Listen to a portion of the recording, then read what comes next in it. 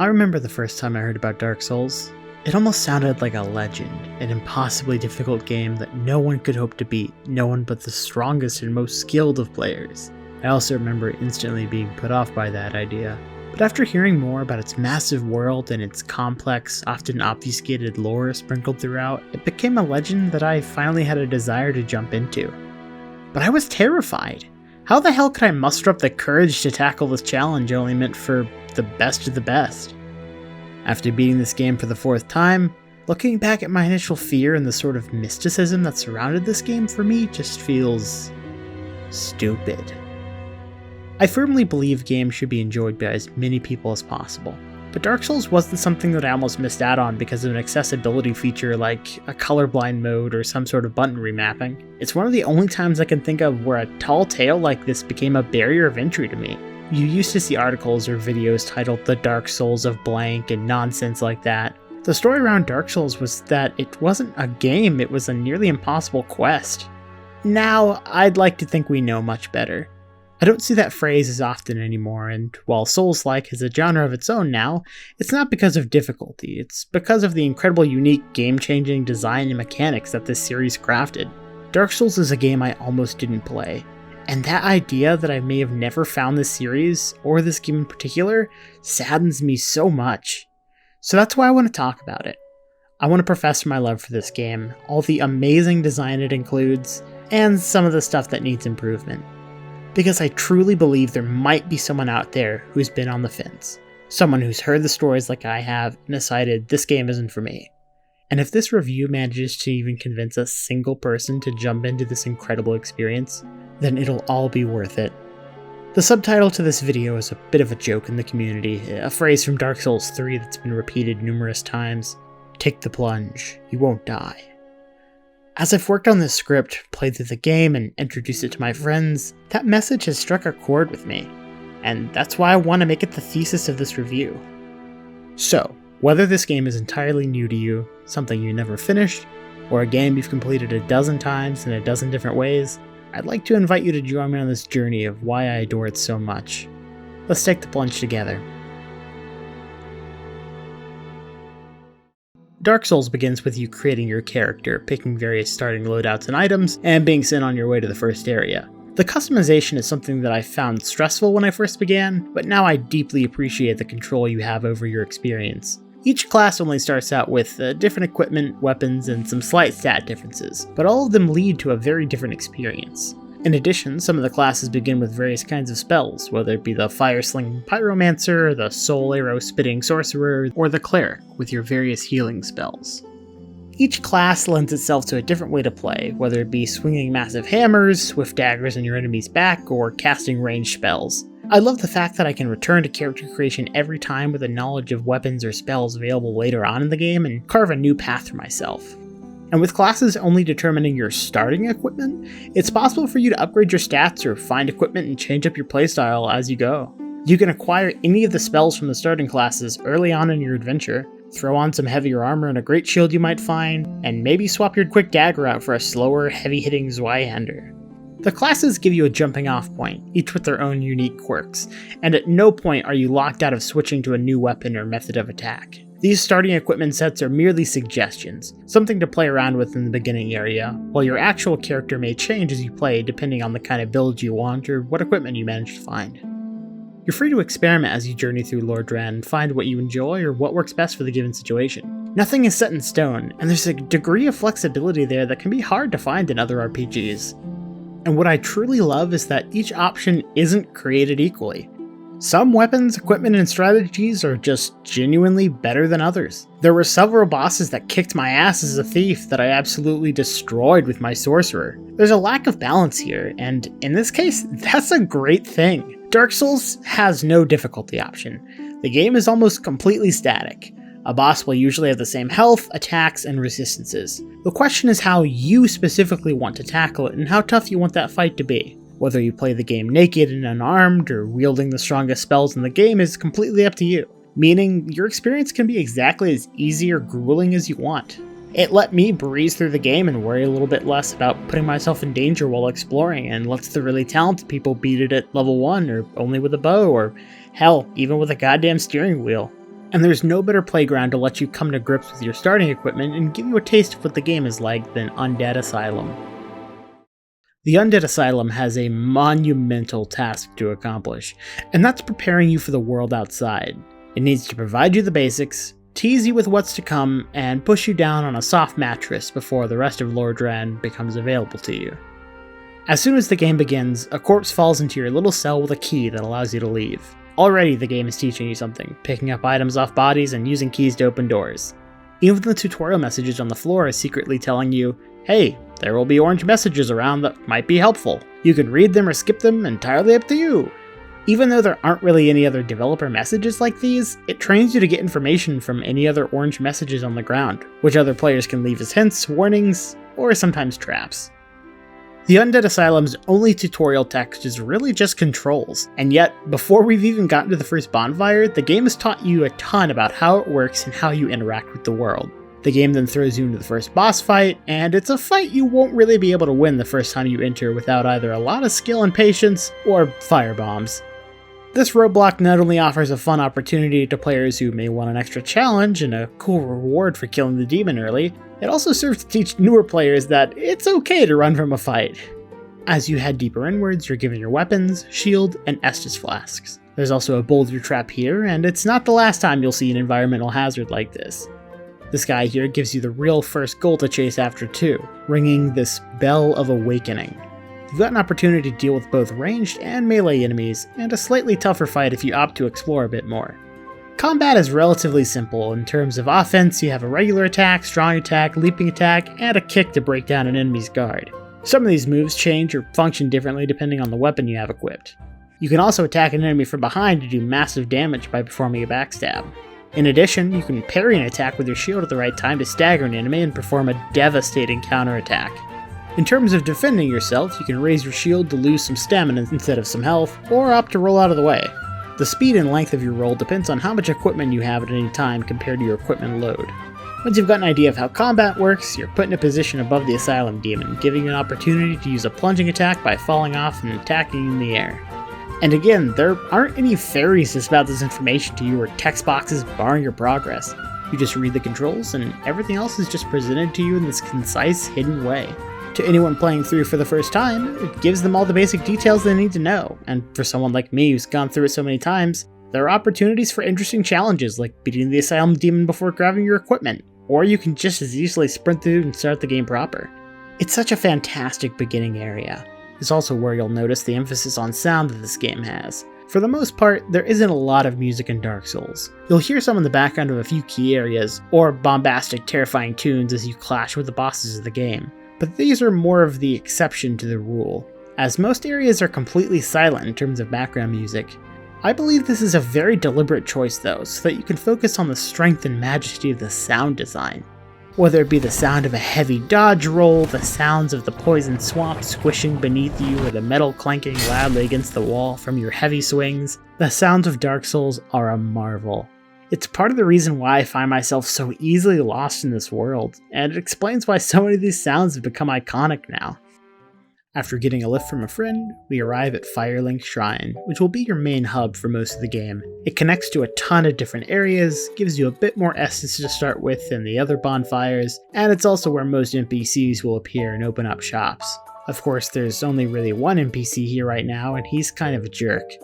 If you keep pestering him, he'll give you some great advice on what to do and where to go at the start though. As it turns out, there are actually two Bells of Awakening, one in the Undead Church and the other deep below in Blighttown. I've never actually talked to this guy this much before, usually I just ran off towards a direction. This fellow is surprisingly helpful. He'll give you random tips depending on your situation. He'll even provide hints about secrets later on. I'm curious about how many people know about all his dialogue. I know I sure didn't talk to him until my 4th or 5th playthrough. Now, the easiest place to go from here is up towards Undeadburg and to the Bell in the Undead Church, but even at the very start, there are a ton of options open to you. If it's not your first time, or if you're just feeling adventurous, this freedom of choice lets you do some cool stuff much earlier than intended. You can get to Blighttown early and try to ring the second Bell of Awakening first, enter the depths, hunt the Moonlight Butterfly and Darkroot Basin, or head into the catacombs. The amount of control you have over what you do just at the start is pretty incredible. Granted, a lot of this can only be done if you picked up the Master Key, which is one of the starting gifts. It'll open a lot of random locks and lets you do some crazy fun sequence breaking. Might not recommend it for your first go through, but it's a must if you're looking for a new experience. Undeadburg is the best place to begin, especially if you're new. Remember how I talked about how the asylum prepares you for the rest of the game? I don't think there's a better example than this place. You've got your obligatory trap that rolls down the stairs, like the boulder from earlier, tougher enemies off the beaten path, and plenty of cool hidden items if you take the time to explore. And of course it ends with you unlocking a shortcut back to the bonfire, just like the asylum. It's much more challenging and has a lot more places to explore and secrets to find, but the basic beats are all stuff you've been prepared for by this point. Even the boss of the area is pretty similar to the Asylum Demon and gives you a platform to use the plunging attack. Once you take him down, you can move forward to the next area. But before you do, you'll most likely run into this fine gentleman, Solaire of Astora. He's a great character, and the first guy that really offers to help you out. Once you speak with him twice, he'll let you offer help to others using a white sign soapstone. Co-op is relatively straightforward, but it might be best to show you first rather than try to explain it. Hello! It is I, aka Rhino. It is good to see you again, wizard. Hail and well met, fellow chosen undead. Mind lending me a hand here? Of course I'll lend you a hand, my friend. With a white sign soapstone, you can place down a summoning sign wherever you currently are in the world. Any player who is human can interact with that sign and summon you as a phantom. This means you can travel through most areas with a pal. In fact, with the help of another item, the Dried Fingers, you can increase your number of summons to allow up to 3 people to enter your world. It does come with a downside though, which we'll cover later. Phantoms will stick around in your world until death, or until the area boss has been defeated. While you can always be summoned by other players, you cannot summon any phantoms if you are not human, or if the area boss has already been defeated. You also can't connect with everyone playing, as groups of players are put into smaller pools. If you want to ensure you're in the same world as your friends, you can create private sessions using a password in the remastered version. These smaller player pools are probably for the best, otherwise running around Lordran would be more akin to this. Unfortunately, the only way to connect with someone else is through online play, as there are no local options. This isn't necessarily a bad thing on its own, but I'll get more into why that could be problematic later. For now, let's head towards the Undead Church and ring our first bell.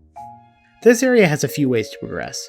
You can either try to slip past the dragon and behind the gate before it closes, or take the path underneath the bridge. There are some tough challenges here, but some of these enemies won't respawn when killed, making it a bit easier for you to progress as you make repeated attempts. Whenever you die and get sent back to your last bonfire, you'll at least not have to worry about taking some of them on again. The boar and some of the more powerful foes in the church can be tough to deal with, so it's nice that you only need to take these guys out once. Before reaching the top of the Undead Church, there's another bonfire here that gives us access to 2 new areas, with one of them currently locked behind a massive gate. It also grants you access to Andre, a blacksmith who can improve your weapons and armor and even later on add new effects to them.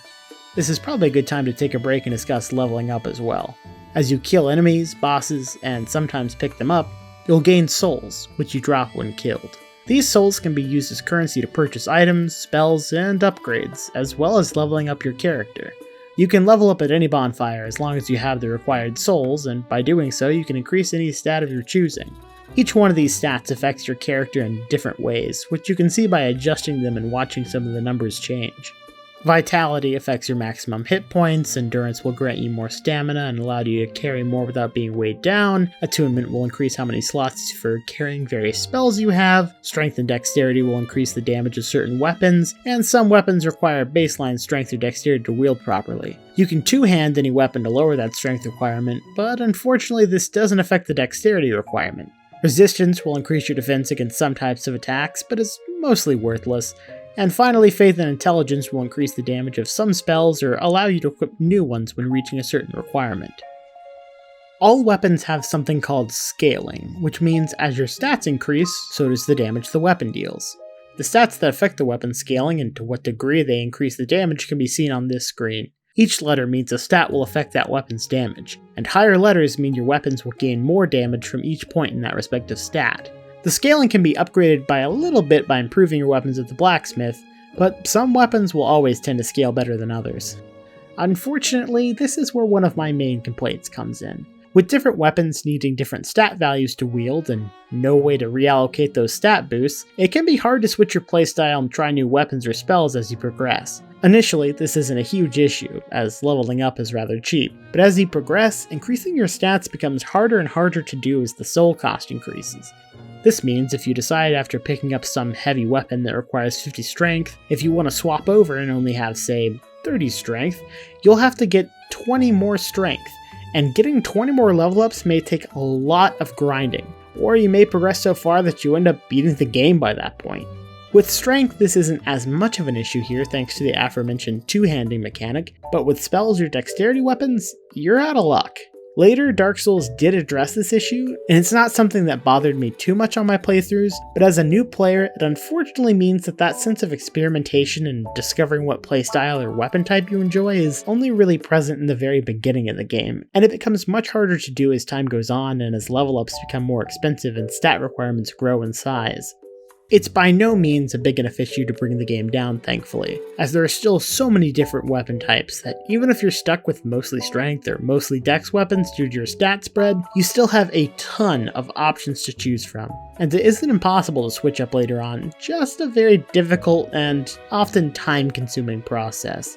And while I'm discussing some of the issues I have, it might be best to dive into what is probably my biggest and most controversial complaint: invasions. No, God! No, God, please, no! No! Whenever you're human and playing online, you'll be susceptible to invasions. Invasions are when other players, or occasionally NPCs, are summoned to your world forcefully. The game will block off your current area, and resting or leaving the game become completely unavailable. The only way to end this state is either by defeating your invader in combat, or much more likely, being killed by them. Defeating the opposing player will grant you whatever souls they were carrying, and dying will spit you right back to the last bonfire with no souls or humanity, just like any other death. I have never enjoyed this aspect of the series, and I'd like to try to explain why. Part of the genius of Dark Souls to me is that the challenge the game places in front of you is never worse than your last attempt. Anytime you die, you'll regain all your Estus and health, and the only thing you lose is your souls and your humanity. Death can be punishing, but all you have to do is get back to where you were. The best case is some of the tough enemies you beat won't come back, and the worst is you just have to repeat what you've already done before. When you die, you lose your souls, but you leave with more experience and information than you initially had. The area you're traversing never becomes more difficult. Instead, you become better and more knowledgeable as a player. It manages to avoid a lot of bullshit. If you die, it's because you screwed up, and you can use that experience to tackle that same challenge again. The only random occurrences will either not affect your experience, or in most cases will assist you. For example, when you're playing online and someone drinks an Estus, there's a chance it will add an extra charge to your own flask. In summary, the game's challenge is almost completely static, and when it isn't, it's in your favor. Player invasions completely and utterly destroy this philosophy, and they serve no purpose. With NPC invasions, they're still static, having the same equipment and functioning mostly the same as any other type of enemy. They can be fun, reward some cool equipment, and most of them can be summoned later on in the game to assist you with boss battles. Player invaders, on the other hand, will not drop any special equipment or become summonable later on. The only real gain would be souls, but considering they're the ones who set up the terms of their invasions, they can easily just invade you while they have little to no souls on their person, completely eliminating any possible reward. The other main issue here, especially early on, is that most of the people invading are not doing it for the sake of PvP. Rather, they have specialized builds that are extremely powerful, but low enough level to invade the worlds of new, weaker players. The only reason they invade you is to slow down your progress, ruin your day, and prevent newer players from playing. They have literally implemented a way for people to gatekeep you from playing Dark Souls in the game itself. I do want to specify, I am in no way against PvP, and I understand it's a large part of this series for many people. But even Dark Souls 1 contains a PvP mode, and several other Covenant encounters similar to invasions where the player is in charge of whether or not they want to fight, not the invader. Does Dark Souls really need its own players to walk around and make specific builds to crush anyone who tries to make forward progress? I'd argue the game is plenty engaging and challenging on its own, and these invasions just take time away from that game. You can't really make progress and fight enemies with another person breathing down your neck after all. Plus, if you're using something like the dried fingers to summon multiple people, it means you can be invaded by even more players, and it places you on top of the invasion queue. This means if you want to play the game with more people, you're pretty much guaranteed to be invaded constantly, with multiple invaders at a time. They're even typically the same person. This makes playing with 3 or 4 players nearly unplayable, and it's such a shame that this playstyle is ruined by this mechanic. After all, you need to be online and human to summon, so you'll always be available for invasions even if you just want to play casually with another friend. The other option would be to play offline and by yourself, but I think playing offline loses such a huge part of what makes Dark Souls such a fantastic and unique experience. Being offline means you'll lose player messages, bloodstains, ghosts, and random Estus charges. One of my favorite personal online details is whenever a player rings a Bell of Awakening, that sound will ring out to other players. So much of the charm and unique MMO-style gameplay that the series embraces is just completely thrown out the window when playing offline, and I think the game loses so much of its identity without them. Dark Souls has such a strong sense of community. You can see the remnants of those who went ahead of you in the form of orange soapstone messages, the undead on this journey alongside you as ghosts, and learn from other players' mistakes using bloodstains. It's almost magical how the game ties so many players into your own world, and yet invasions prevent a lot of people from having that experience. I mean, what is Dark Souls without all the horny comments about feet and chess, or the constant messages telling you to jump into the abyss for some non-existent treasure? As with any mechanic involving human players, it can be a mixed bag. Sometimes you'll get assholes and hackers, and yet I can't deny that there's an ability here to create some really cool stories and have memorable interactions that wouldn't be possible without invasions. Not everyone invading is out to crush you with an optimized player killing build, just most of them. I've been thinking about how to resolve this, as I felt like removing them entirely didn't feel right. Maybe invaders should just put down a red sign soapstone, and players can optionally choose to be invaded for some added challenge. But there are already some other factions that function the same way, so why keep invasions at all? Dark Souls 1 contains a PvP option in the Artorias DLC that I think provides the experience players want, and it should result in much more fair and interesting fights. Granted, I haven't used this system as I'm not super interested in PvP in Dark Souls, so I can't speak to the quality, unfortunately. A more strict matchmaking system could alleviate some headache, but unfortunately there will always be some exploit or unintended wear on the system for people to exploit. You could add an invasion toggle, or possibly some sort of risk-reward system where, while having invasions active, you can get more souls or find rare items, but I'm not so certain anything could convince you to turn them on unless you want that experience. Even balancing it so that you can only be invaded if there are 2 or more players in your world might not counter the strategies players have already created to kill early characters. Honestly, I can't think of a better solution really than adding some sort of option to disable them. But I'm also not someone who has invaded before, or really engaged with Dark Souls PvP, so hey, if you have a thought on how it could be done or why invasions are perfect the way they are, leave a comment below. I'd love to hear the opinions of people, both for and against, and grow a friendly little discussion around it. Moving right along, we charge our way through the Undead Church. There's a Firekeeper soul here that you can give to the woman in Firelink Shrine to level up your Estus Flask. There are a couple of these hidden around the world of Lordran, and some of them can be tricky to find. Hell, I found 2 more this playthrough I didn't even know existed.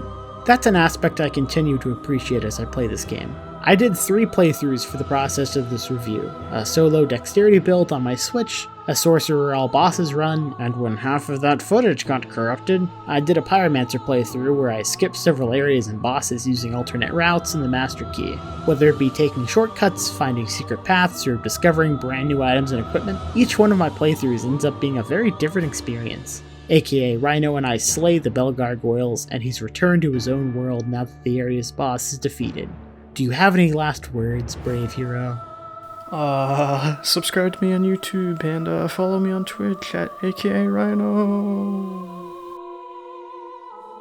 And with that, I've rung the first Bell of Awakening. Reaching the second bell requires entering Blight Town, which can be quite the journey if you're traveling through the depths.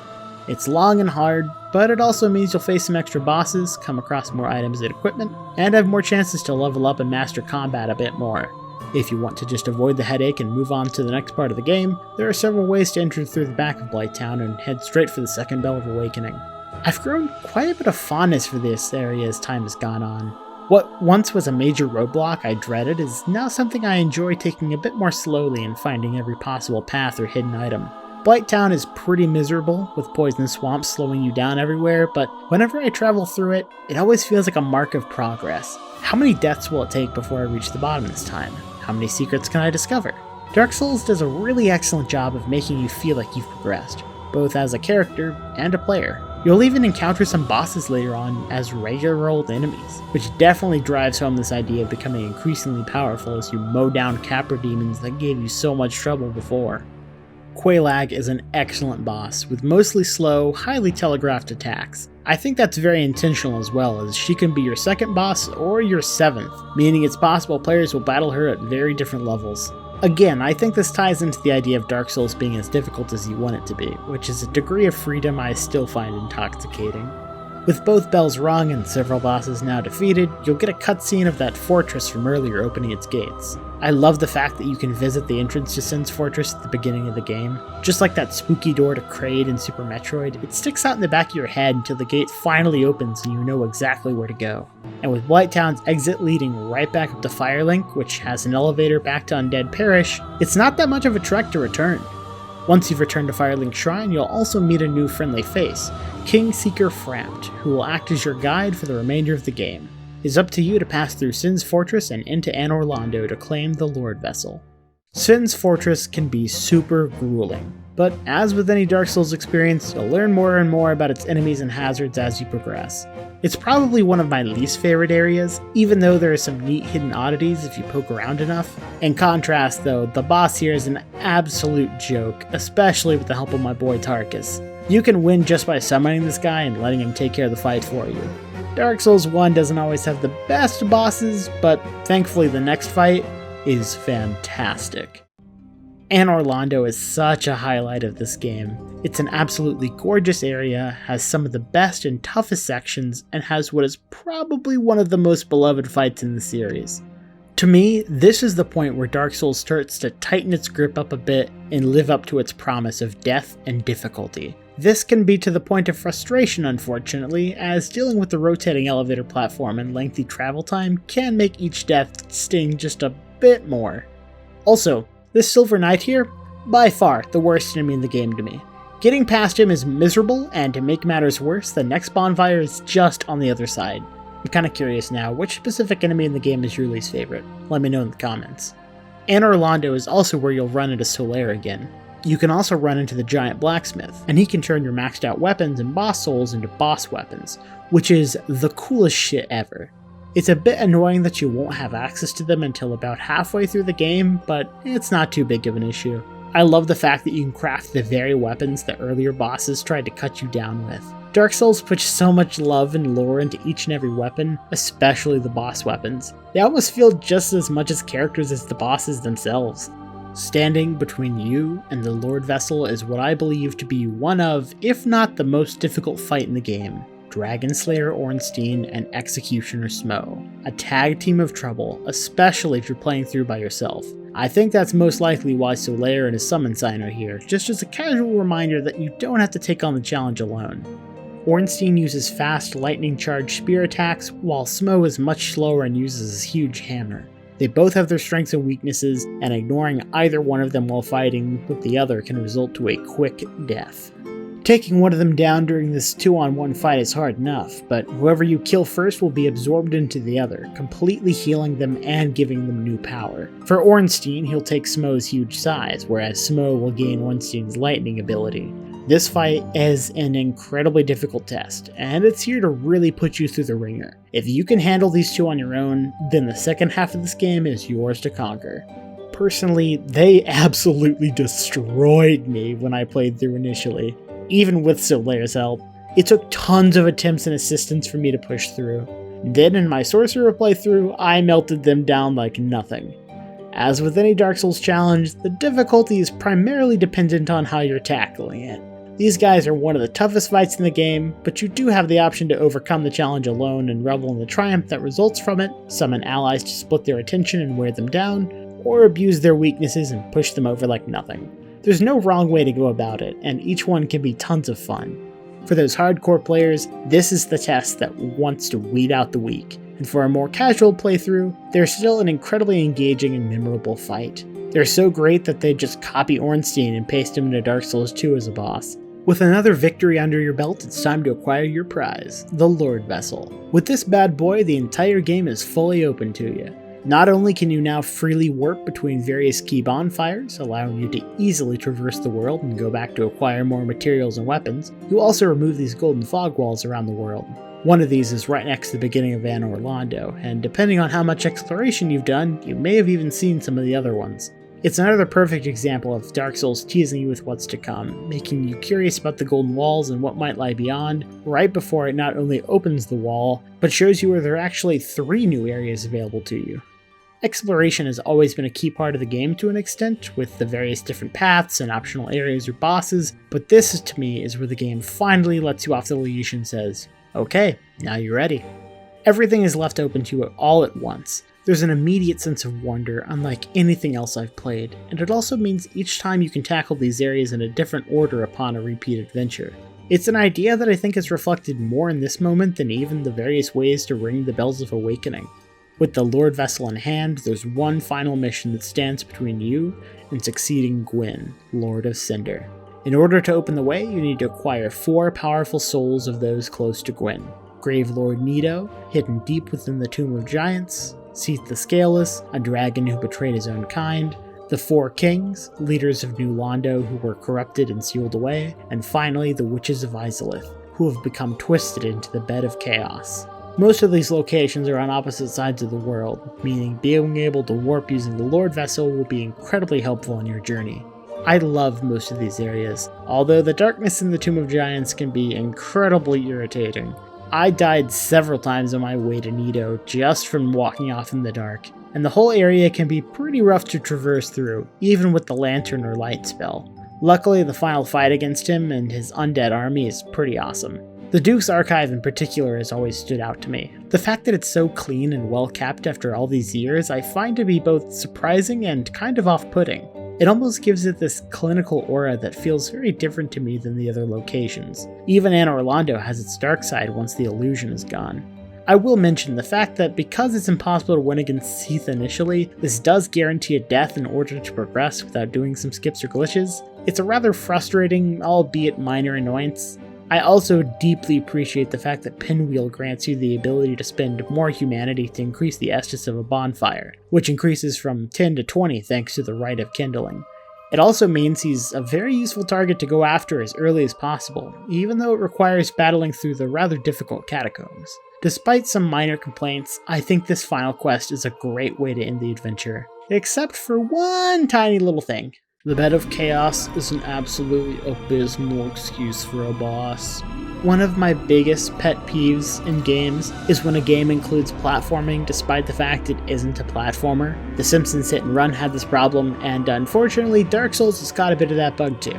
There are some, albeit very rare instances where you will need to run and make jumps to access some areas and pick up some items. To jump in Dark Souls you need to be running, then let go of the run button, and then immediately tap it again. It's clunky and it doesn't work super well. Thankfully, for 99% of the game, this isn't ever necessary. However, the Bed of Chaos, as some before me have described it, is more of a shitty platforming challenge than a real test of combat skill. The basic idea is the only way to win is to run up and hit 3 things with whatever weapon you've got. Ranged attacks or spells aren't really going to help you here either, as they're all behind various branches you have to cut down or roll through. Hitting the first target isn't difficult, but afterwards the floor will begin to crack and this becomes a lot more difficult to do while the boss is spitting fire at you and trying to knock you into a pit. Hard, annoying, but not terrible. The real issue comes into play with the third and final target, which requires you to sprint forward and leap onto a crooked branch without getting swept off. This branch is tiny, it's not placed in a very obvious location, and it is so thin, even if you manage to land on it, there's a high chance that when you land, you'll immediately roll and go straight into the pit. The only challenge here is landing this final jump, and it's a miserable experience. Thankfully, due to my skill, I had no trouble doing this on my first attempt.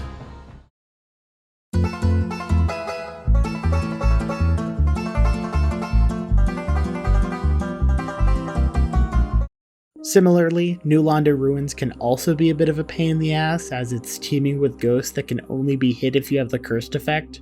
The easiest way to do this is to use a transient curse item, but it's still quite miserable. It's grown on me a little bit, and there are some cool treasures in here, including a Firekeeper soul I had no idea existed, but it's definitely not my favorite.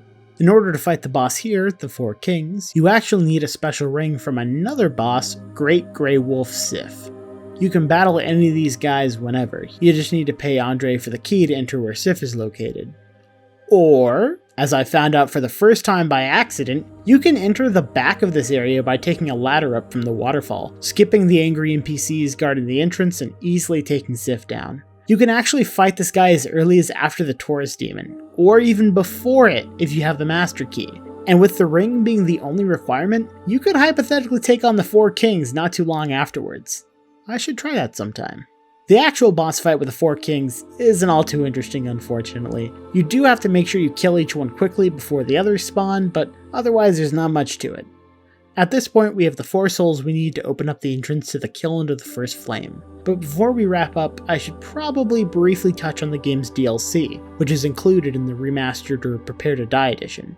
The DLC here is just okay. I much prefer the DLCs they added later on, with Dark Souls 2 probably containing my favorite.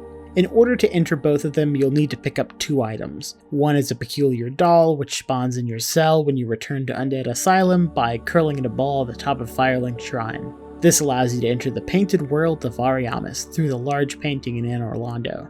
This area has some cool loot, but it's quite short and not super interesting. There's only a single bonfire, most of the enemies are just regular hollows, and there's only a single boss. Compared to the Artorias of the Abyss section, it's pretty disappointing. Not only does Artorias of the Abyss contain more bosses and a much larger area to explore, it also adds way more to the story and lore of the game than the aforementioned painted world. In order to enter it, you'll need to pick up a peculiar pendant from the Duke's Archives and travel to Darkroot Basin. Here you'll travel back in the past and battle 4 bosses, with the highlight being Artorias, Sif's master and the leader of Gwen's army, who's been corrupted by the Abyss. You can also delve into the Abyss itself and duke it out with Manus, the father of said Abyss.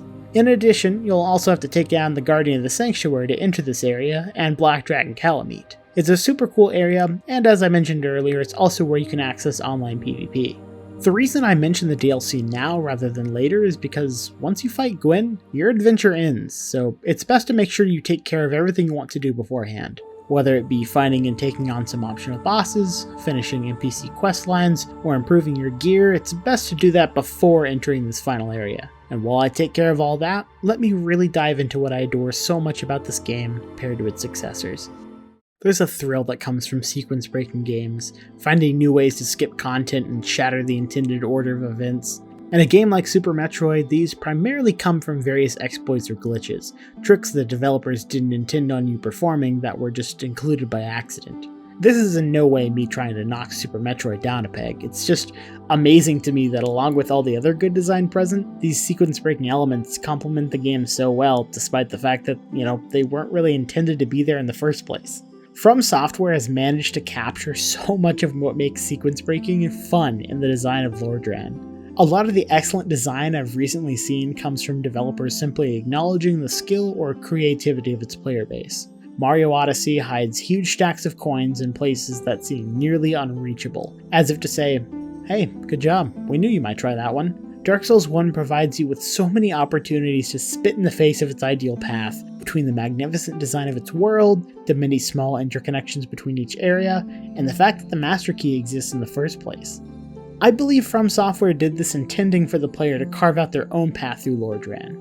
While your first playthrough may look pretty much the same as others, they've left the tools and shortcuts in place to allow players who have the desire to completely reshape their experience. You're not only in control of what you use to tackle a given situation in terms of your equipment, you're also, for the most part, in charge of how much of the game you want to experience and in what order. Some parts will always be required, sure, but the order is just so malleable, as well as all the other variables included when playing, such as your equipment, levels, or stats. There's a degree of player freedom that I think is sorely missing from other RPGs, and if I'm being honest, from other Dark Souls titles as well. Neither Dark Souls 2 or 3 include this much openness in terms of world or boss progression.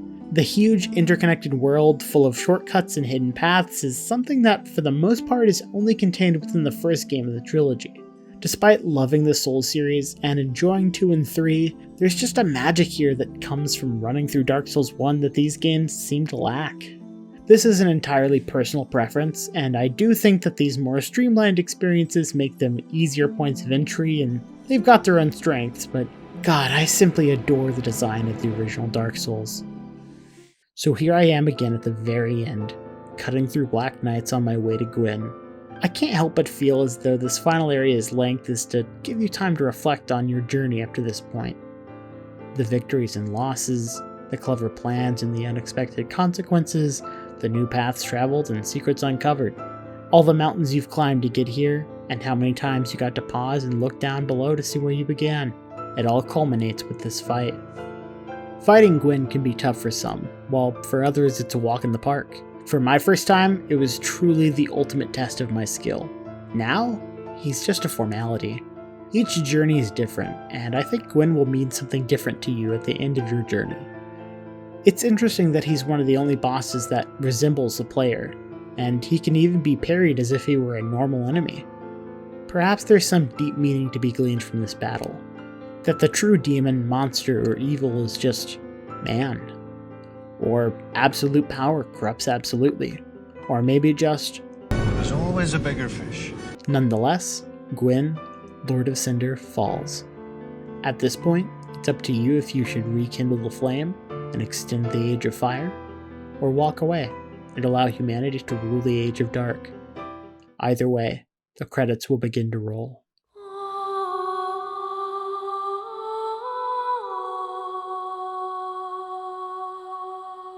Every time I see these credits roll and hear this music, I get a feeling in my gut unlike any other.